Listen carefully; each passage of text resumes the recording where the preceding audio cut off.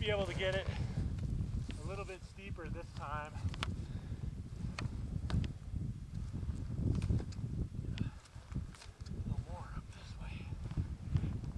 I don't know, Martin. I don't see anything that broke off. I don't know where that came from. Yeah, I don't either.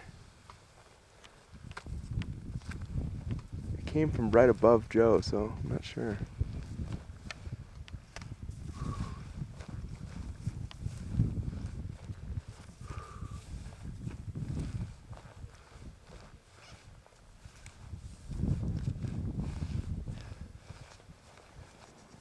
Yeah, definitely got into the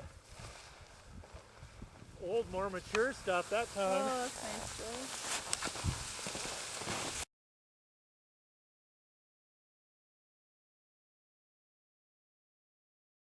Whole fucking thing. Oh, Look at that. that's what we want.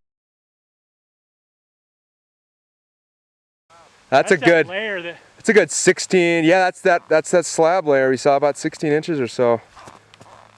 That's the Cornice nest. You can zoom in pretty good with that, Martin, if you want. Yeah.